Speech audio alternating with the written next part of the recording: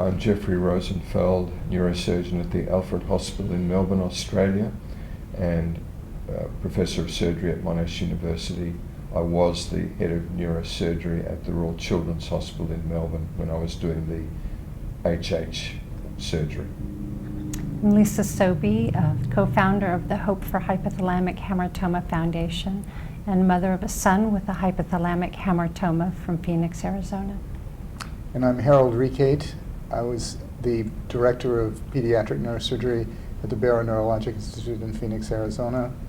I'm the first pediatric neurosurgeon ever to be in Arizona, and I'm fully retired now and emeritus professor at Hofstra in Long Island.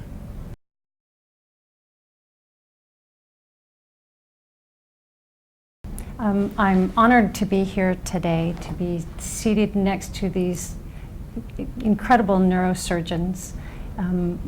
My son was diagnosed when he was 3 months old with a very rare brain lesion called a hypothalamic hamartoma. It was a very devastating condition. He was having approximately 300 seizures a day around the clock and cognitive decline, behavior issues. It was a significant challenge for us to get a diagnosis. He was diagnosed at 3 months old, and immediately we went to the Barrow Neurological Institute, which is renowned for dealing with these types of lesions and tumors and epileptic type of syndromes. Unfortunately, at that time, there was no treatment for CJ's condition. My son's name is CJ, and for his condition, there was no treatment available.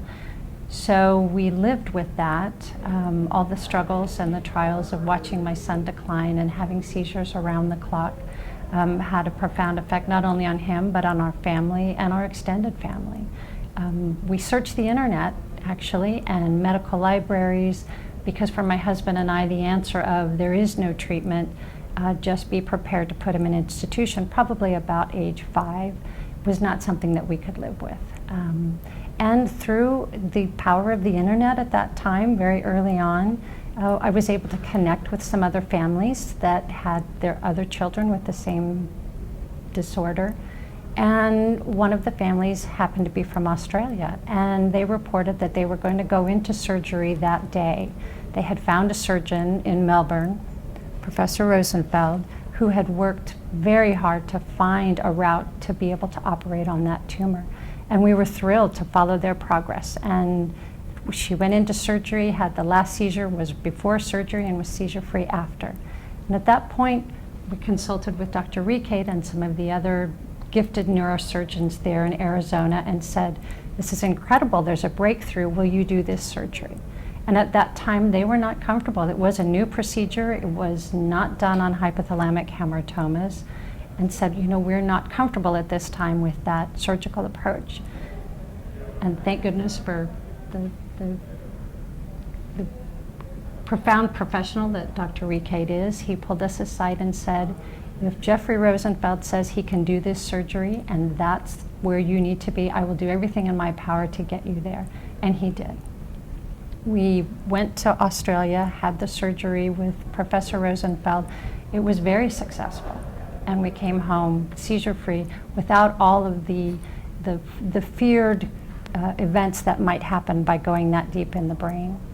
And when we came home, Dr. Rekate worked tirelessly for a year to get Professor Rosenfeld cleared to come to the US to share this knowledge. This was something he didn't want to be the expert, the only person that did it. He wanted to share this knowledge with the world. And the world has benefited from that. He came to the US, operated on families, and demonstrated the technique. And then Hal went on to do what he does, which is to make something good even better and use the technology available, the endoscope, and the surgical approaches now have exploded. There is hope for families like ours that didn't have any hope, and it's because of the connection, the professionalism, the compassion of these two very gifted neurosurgeons. And I am just so thrilled that my family could have been a part of that, because they are gifted and humble, and my son, I can't wait for him to see Professor Rosenfeld later on this evening. He's not seen him in almost 20 years. My son is now 22 years old, seizure-free, and we have a life that we didn't dare hope for almost 4 years. So I am incredibly blessed by these two gentlemen.